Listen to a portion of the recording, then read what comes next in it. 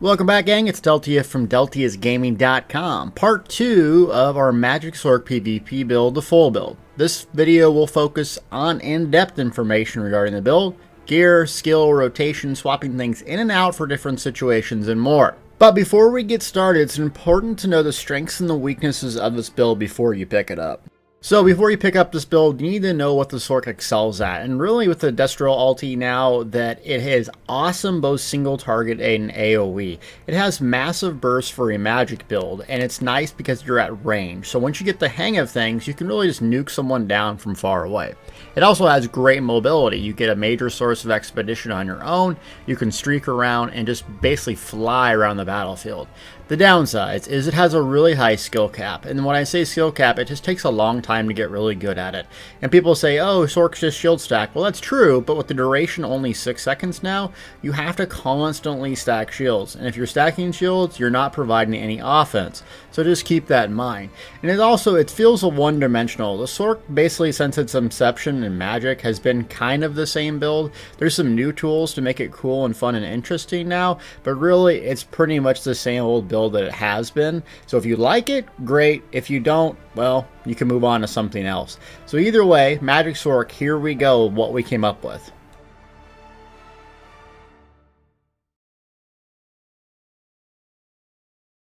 Another thing about the Magic Sorc is I'm not the first person to post this type of gear setup. So shout out to Cody, a very skilled PvPer, was the first person to come out with like a video on this. So I will link it in the description. That's another thing I want you guys to be aware of is I'm not the I'm the best build guy, or you got to use this or whatever.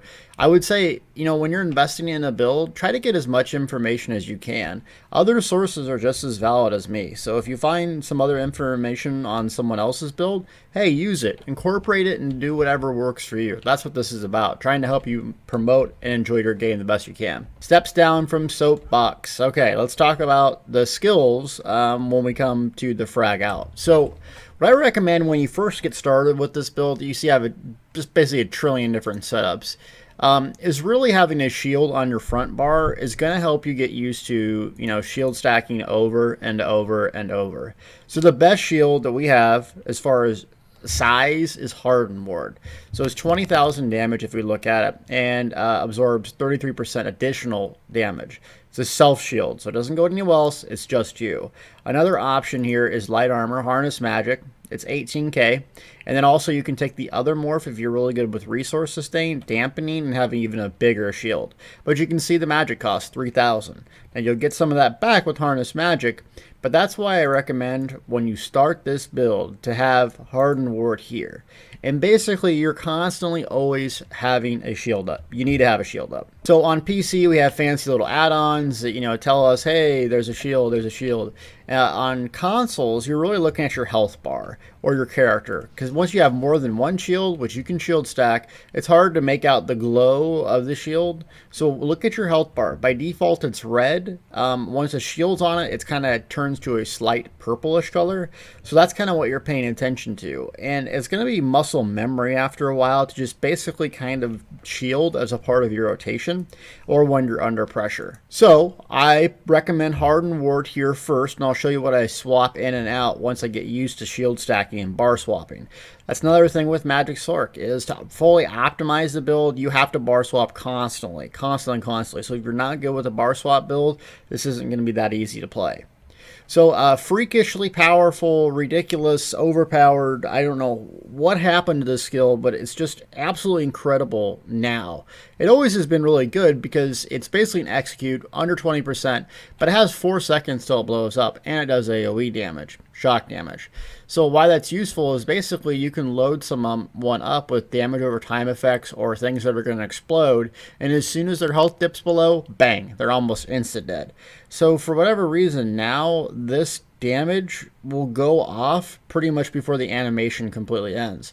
So sometimes I'll have it where I'll shoot a frag and it's mid-air, and then I cast a Mage's Fury and the person dies before the frag even launches. I don't know what changed to it, but it's just almost mandatory to use in a single solo or a group. It's your killer. And in groups, I'm averaging about 40% of the killing blows for my party because of this skill. Nice thing is you can just apply it to a bunch of different people too and watch them all blow up. So you can apply it to a bunch of people, and it does do some damage up front. Endless Fury does. And you see once they hit it, it's kind of like a chain reaction. You saw that 3x explosions.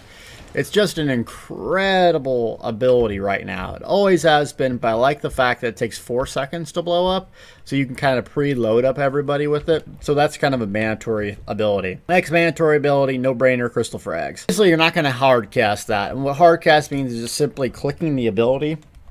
You're waiting for the proc if that's not obvious. So you're casting abilities like Force Pulse here, or do you hear that sound? And that's when you use the C-Frag. So otherwise, you have to sit here and go, doo, doo, doo, doo, doo, doo, and you're vulnerable, it looks derpy, it costs more, and it doesn't hit as hard. So don't be the guy that sits there and C-Frag hardcast. We all do it from time to time. The only time I would say it's useful to do that is if someone's out of range to streak and stun them, and you just need a stun. So that's the only time I really would cast it. But otherwise, you're losing magic and you're losing damage if you don't wait for the proc or the sound effect. So you're kind of casting Force Pulse here, the Destruction Staff skill line, that does 3 different damage type effects. You can take the other morph if you like the interrupt, but I like Force Pulse for the damage and the AoE damage. You're going to kind of cast shields defensively as you need it. Inner Light, you can empower your frag. It's kind of an advanced little thing to do, but it can really hurt someone. And you're waiting for C-Frags to proc. And let's say you're going up against a Dragon Knight. Well, Dragon Knights can reflect basically most of our stuff. Force Pulse, they can reflect C-Frags, but they can't reflect Mage's Light, or Mage's Fury, excuse me. So what you're trying to do with Mage's Fury is you can just spam cast it, and you're not really spam casting it for the damage. You're just spam casting it for the C-Frags proc. Then you let it go.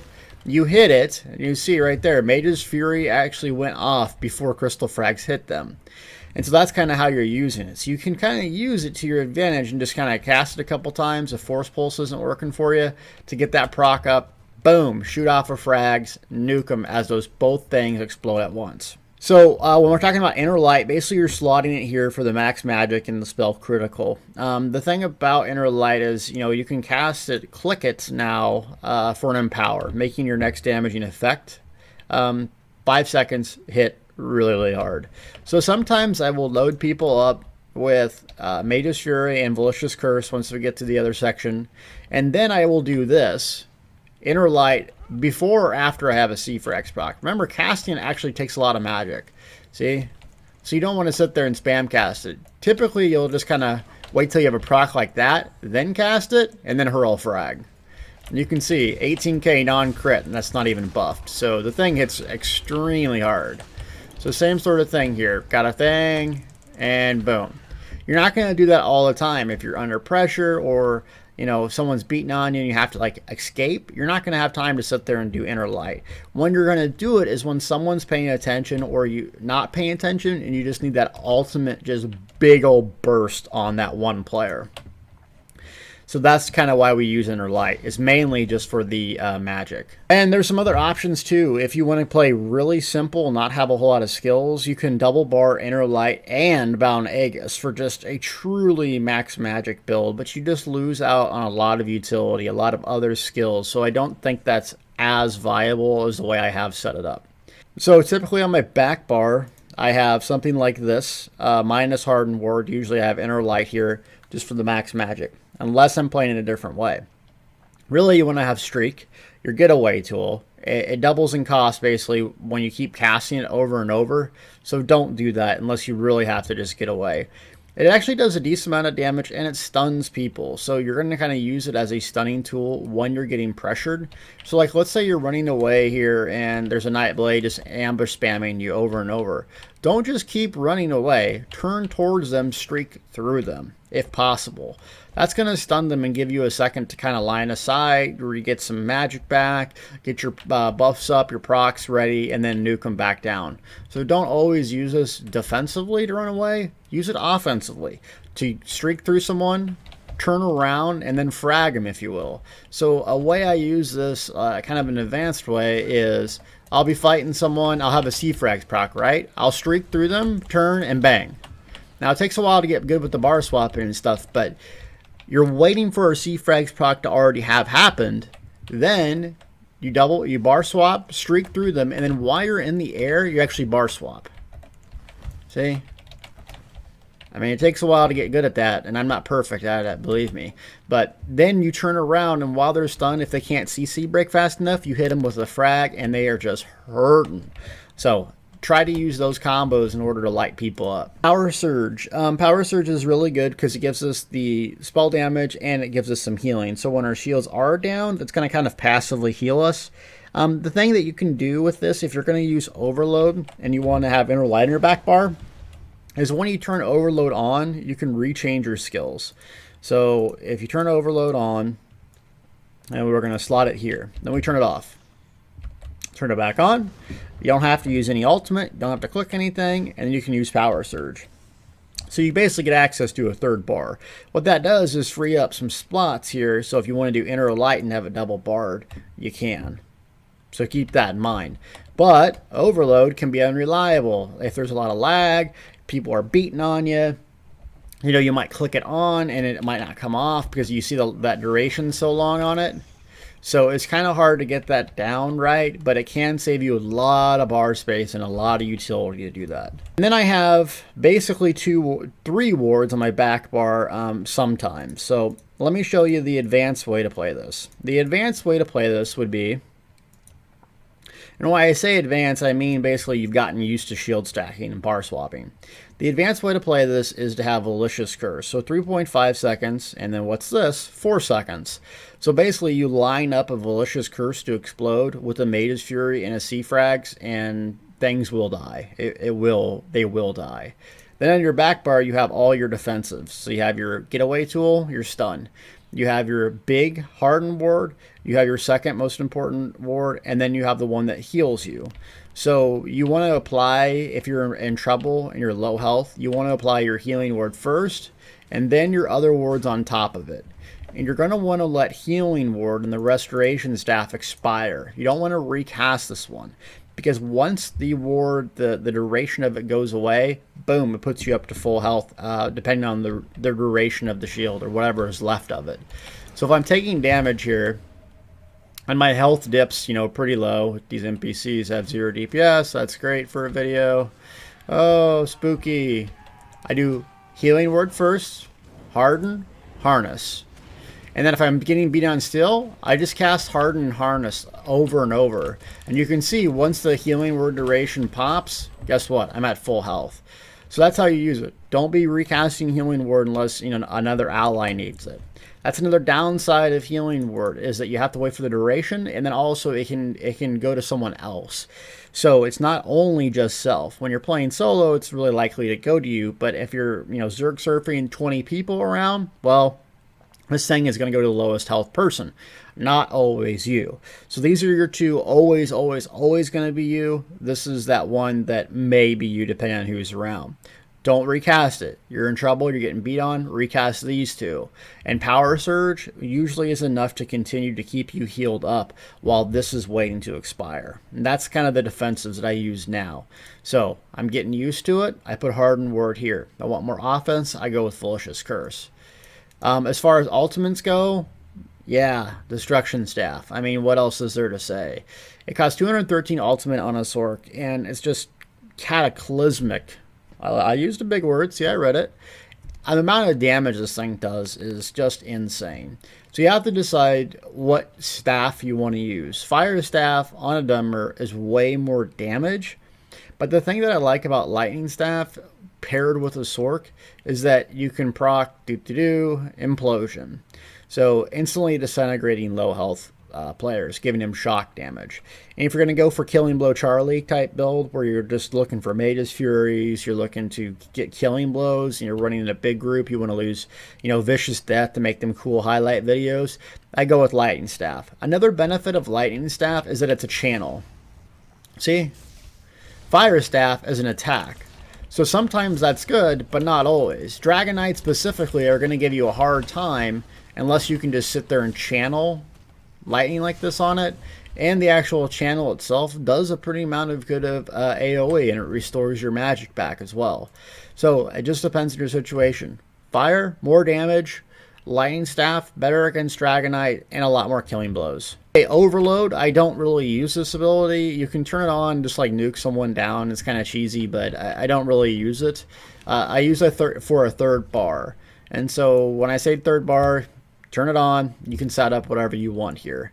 So a weird skill that I put on here is retreating maneuvers. And the only reason I do that is like if I'm getting from keep to keep to keep. So I'll turn my Overload on, and I will use Defensive Rune first. This skill is so underrated for solo play. It's incredible in Dark Magic. Defensive Rune. So, place a rune on yourself. Next enemy who attacked you is imprisoned. Basically, they're disoriented, and they can CC break it, or you can do damage to them and break it.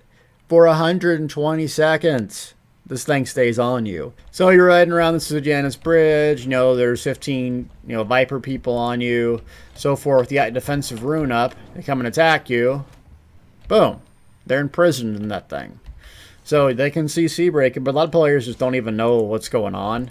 And that's when you can kind of, put a little curse on them, get an empowered C-frags, and just nuke them before they can even react. So Defensive Rune, I constantly have this up. Another defensive tool is Daedric Minefield. It costs a lot of magic, but it's just essential for getting away. So when I'm running away, I'm using Defensive Rune. Like if I line of sight after a streak, boom, I turn Overload on, Defensive Rune, get my mines down, and then go back to shield stacking and then fighting people. They have to come in my mines. They're going to eat a lot of damage. It's going to heal me due to the Dark Magic passive here. Where is it? Hitting an enemy with a Dark Magic ability heals you for 8% max magic. Combine that with your Power Surge if it crits, you're getting back a decent amount of health. So don't undervalue these Dark Magic skills. And that's kind of how I use the third bar. I also put a shield on there, just harness magic. The reason I do is just in case I can't get off my Overload bar fast enough, I just use a split-second shield and then turn it off so I don't just insta-die. Last ability on there is Dark Conversion. When I play in groups or, I'm focused on DPS, I want to just go, bomb a huge, large stack of players. What I do is I use tri-stat food. So the 3-stat food that's purple here. The reason I do that is I run 0 sustained. I don't run any sustain set. I run Clever Alchemist, Grothdar, either Vicious Death, Spinners, Burning Spell Wave, something like that. And the way I can get away with no resource generation is really Dark Conversion. So with a massive stamina pool, and this thing's only at level 1. So with a massive stamina pool, I can usually do 2 to 3 taps. And I'm not even out of stamina. The threshold where you want to stay with your stamina as a Magic Sorc is about 5,500 with this build. So 5,500 allows us to CC break or dodge roll, one or the other. And really you have to be diligent, not blocking, not dodge rolling a whole lot, not doing that. You're allowing people to beat on you, not blocking, basically just stacking shields. If you can regenerate 5,500 magic, roughly, or stop getting CC'd just by line of sighting, so you get that 5,500 magic, then you can break free once. Below that, you're not going to be able to break free. You're vulnerable and you're going to die because you can't stack your shields. So that's the key threshold to get at with this build, and that's why I like tri-stat food. It's less damage, it's less health, and it's less magic, but you can CC break a lot. And if people are focusing me, I'm not usually going 1v1 against people. It's 1v3, 1v5. They're sieging me, all sorts of fun stuff's going on. They got Tremor Skill, Viper, blah, blah, blah. So you really need a lot of stamina. And I recommend tri-stat food mostly when I'm playing solo. Okay, so those are the skills that I use. Let's talk about gear.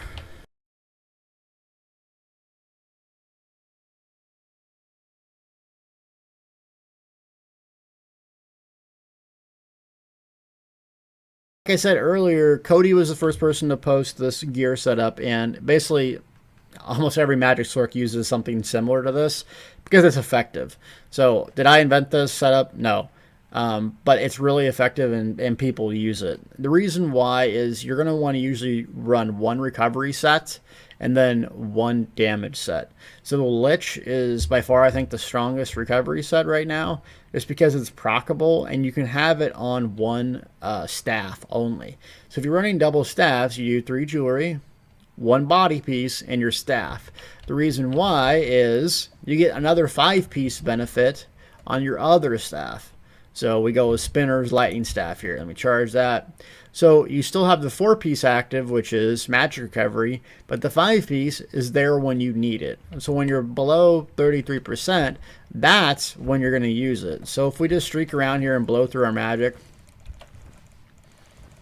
and we got a lot of magic. See, we're at, what, 40? You hear that go off? So now we're at 20. Bar swap, and then the proc happens. Bar swap again to our destruction staff, and we still have the regeneration, 2,700. If we use a potion, we're at 3,000 magic recovery. That's 20 seconds? Where is that at? Yeah, 20 seconds of 3,000 magic recovery. So it is impressive in terms of the magic recovery and sustain that you have with this. So that's why we use that. Next up is Spinners. Spinners is really good because it has that spell penetration. Sometimes it's a little overkill though, to be honest with you, because light armor specifically gets that increased spell penetration as well.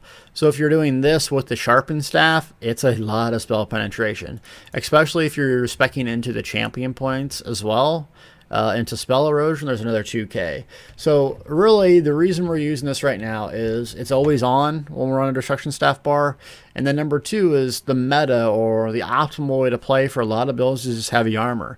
You know, they're stacking 20,000+ resistance, so when we're using this setup, it's like they're wearing light armor and we're just shredding them. So that's why it's really good. This isn't the only set you can run. Burning Spell Wave if you get a staff, which will take a while.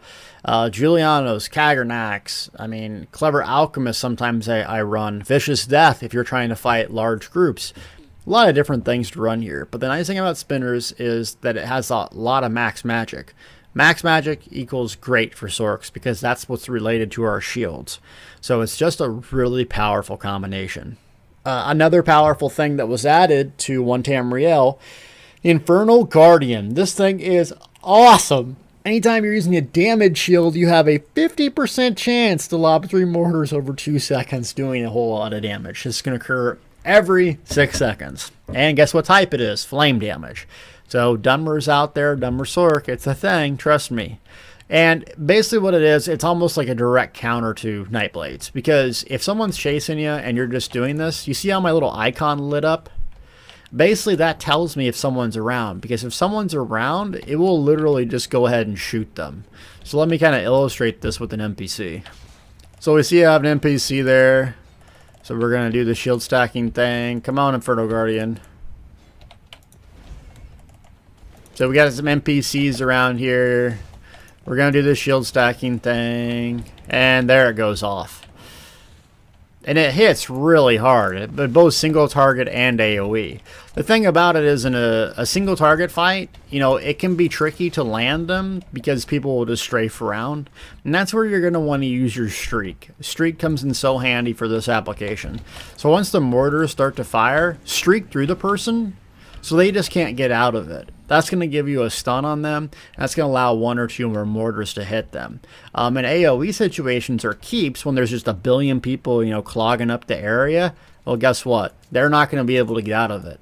It's both great single target, it's great solo, and it's great in a group. So this is kind of the ideal setup that we use, that Cody made for this type of meta. A couple things that I also do is I run the all spell damage on my jewelry since I don't really need any recovery, and I run kind of a weird poison on my back bar, and it's escapist. It's really, really good. Essentially, to make this, you just basically use what you would for an immovability potion, just with the Alkesh thing, and it's kind of like an immovable pot for my resto staff. So when in trouble, and I don't need the enchant here on my DeLorean staff, whatever it's called. I just do that. And those, see that? Procs, I'm unCCable for a while. It's a very short amount, but, you know, how many times have you just almost died? Quite a lot. So those little things like that will really help you out. In terms of what you want to do trait-wise, so ideally after playing this, there's a couple options. Infused everything is going to be for very, very, very skilled players. Like I'm pretty much not there, because you have to have your shields up all the time. If the moment your shields come down, you will be squished like a bug by Stam Nightblades. So I recommend 3 infused, which would be your chest, your head, your legs, and then I would do 4 impen if you're just going to play this in PvP. And that's going to give you a good balance of max magic, which will affect your shields. And then also, if they do go down, because they will, you won't get completely destroyed in 1 second. If you're super gifted at Magic Sorc, you're probably, you know, not watching this video, but if you are, you know, infused everything will get you the max magic that you need. But looking back on it, probably infuse impen is a safe bet.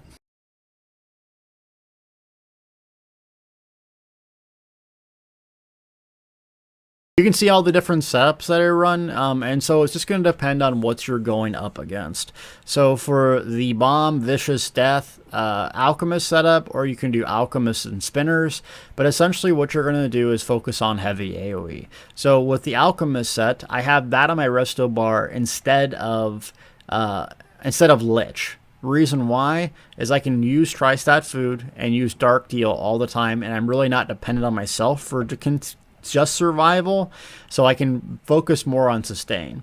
And then Vicious Death, you're going to do 3 pieces here, 1 piece on the body, and then your staff's going to be Vicious Death, or it's going to be Spinners or something else. So the Alchemist thing, you basically have your back bar where you use a potion. Let's buff up. And we swap, and we're at 3,400 spell damage, and about 42k max magic with a whole lot of penetration, and if we kill someone, it's going to blow people up. So that's kind of the Vicious Death thing that I like to run. And then I switched to Garothar since it is AoE, and you're just going to get so many kills with the Destro ulti. I like to switch to, depending on what I'm going up against. If I'm in a group, they're stacking on top of each other, lightning, so I can get those massive kills, or fire if I'm just looking for damage with the spinner set. And then the way I change my build up, I really need a ward up front. The reason why is if I'm going to charge into these massive groups, they're going to focus me down. So I basically pop my Destro ulti charge in there, and then I kind of just shield stack, and then I may destroy a low health target. Another ability that's really useful is Pulsar. A lot of Magic Sorcs kind of shy away from this now, but look at what it does. Minor Mangle reduces their max health by 10% for 33 seconds. That effect can be purged, but it's really a big DPS increase. If you stack this with like someone wearing Fasalas, Major Defile, you got this debuff on people, they're just way easier to kill. So in group settings, you do that. I don't use C-Frags if I'm like really focused on AoE, because you gotta have your Mage's Wrath to nuke people down. You have your Storm Pulsar for AoE, and the radius is small, and you have your shield. The back bar here, I don't run Power Surge on this. What I would do is I would turn Energy Overload, put it on there, and then you have a couple different options. So Proxy Debt would pretty much go here. Streak obviously is really, really good. You can put it on your Overload bar, or you can also use Boundless Storms. Why Boundless Storms? Well, it gives you Major Expedition, gives you Major Resistances, which is really nice, but that shock damage, that electrical zapping, it's not so much the damage that it deals, it's the fact that it can proc Implosion. So you're running in there, and you got your Proxy Debt up, you pop your potion, which is going to be an immovability potion, pop your Destro ult, and boom. I mean, you're killing a lot of things. So, I mean, that's why I can get all those killing blows in some of those videos. Is I'm pretty squishy, but I'm going to kill stuff. And if you want to do massive AoE, kill people, you know, have the other faction typing, he's a hacker, I hate him, Deltia is a piece of crap, this is the way to do it.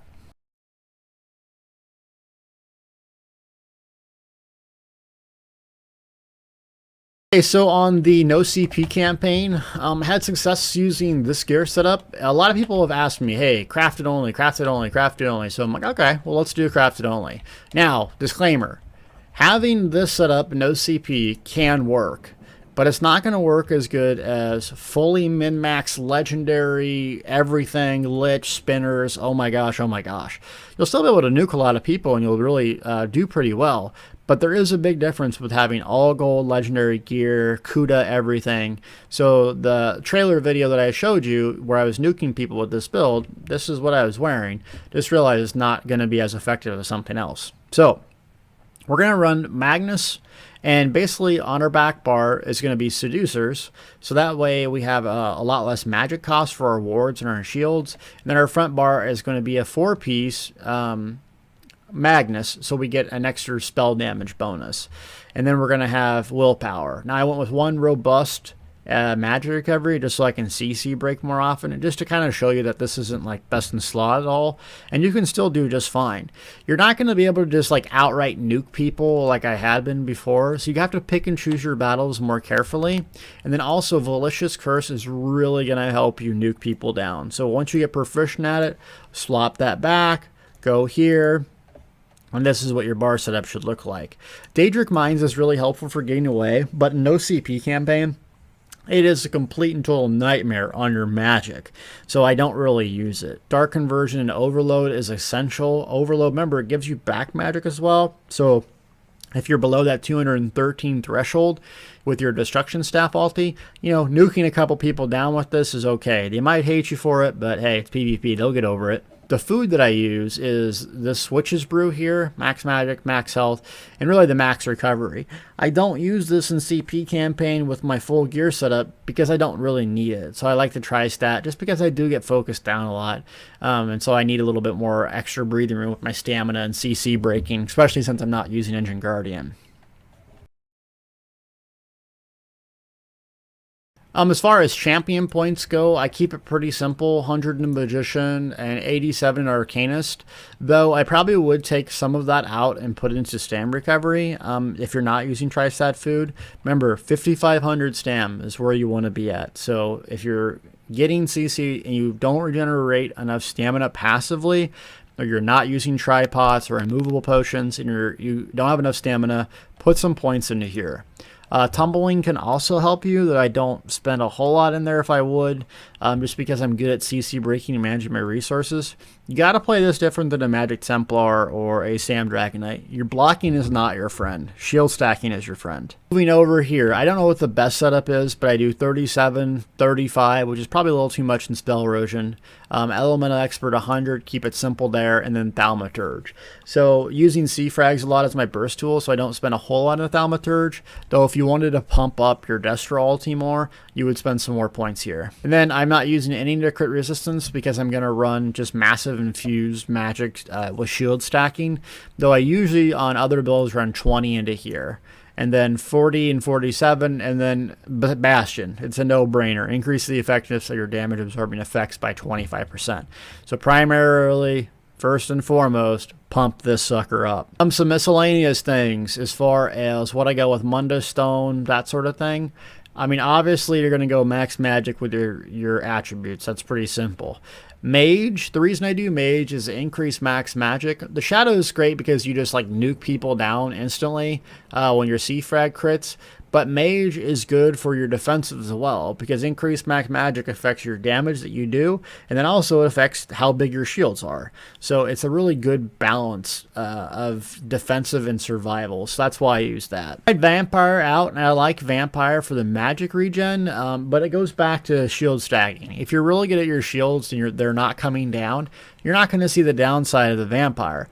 As soon as you get Dawnbreakered by 3 people and your shields are down, you're going to see the downside of Vampire. If you're getting sieged by, 80's Endless Siege Horde, you're going to see the downside of Vampire. So what I recommend is maybe try it, but realize you know, you need to be proficient at the build, and I'm just really not as good as other Magic Sorcs, so I just kind of shied away from it now. Werewolf was another option. It sounds strange, but if you're not going to use Overload in your back bar, you can slot Werewolf there, and it just gives you passive stam recovery. So it's not a bad idea actually just have a Werewolf, just because there's no downside, especially if you're not turning into it. Consumables real quick. Crown Store, yay, just kidding. The essence of immovability. So this is what I use. You're not going to really want the Major Prophecy, though. If you're going to double bar something, you could double bar the Daedric one here to get a little bit more max magic, a little more spell damage. Bound Aegis right here. Put this on your back bar, and then use these potions to get your crit.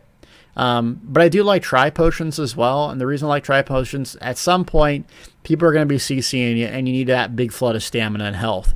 So that's really, really, really nice. There's tons and tons of different food options you can use now that are really effective.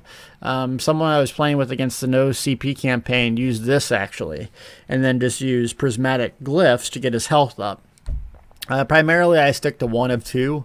This baked Parmesan thing here, if I'm playing in a group and I can get some stamina back with Spear Charge or Repentance, or Tri-Stat if I'm playing on my own. And yes, it's less damage, but the fact is, you need a little bit more stamina. You need a little bit more survivability playing solo, so you're going to get zerged down.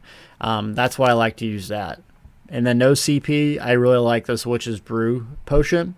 And if you're just starting out this build and you're leveling it or so forth, this Orzgama Red Froth, you can use it at level 1. So it scales to your level, which is really nice. So use this sucker while you're leveling, and even in PvP. It's a big damage decrease, but the nice thing is it gives you tons of health and tons of magic recovery. So you can use that even instead of this Witch's Potion Brew if you're really struggling with recovery. So part 3 of this build video will be YOLO, and that's going to be me playing in Cyrodiil by myself with 1 life, and kind of showing you how to operate this build, what it looks like under pressure.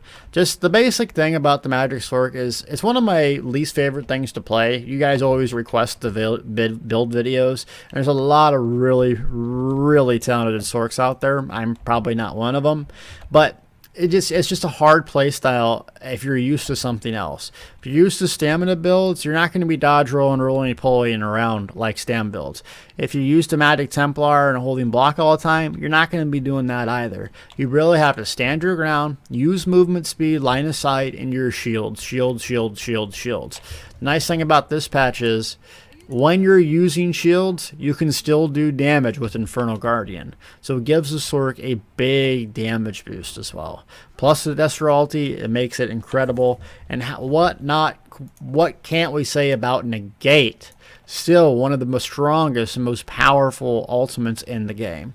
So Magic Sorcs are here to stay. They're really, really good, really powerful. It's just a different play style. So remember, survivability is going to be tricky when you start this out. So I'll show you in part 3 how I get around it. And believe me, I'm no pro at it. It takes a lot of time to get good at anything. So thank you so much for watching. It's December, so I'm probably going to hold off on builds. We'll be voting on the next things that I want you guys to give me feedback on what I should be focusing on, because the PTS is right around the corner here in a few weeks, and it's going to be big balance changes. So, you know, we're going to have to go through all them builds all over again and update the ones that are the most outdated, like my Magic Templar. So keep that in mind. Thank you so much for watching. Almost at 100K. I got some big things planned as soon as we reach there. So please subscribe, share, help me get to that mark so we can celebrate together. Thanks so much.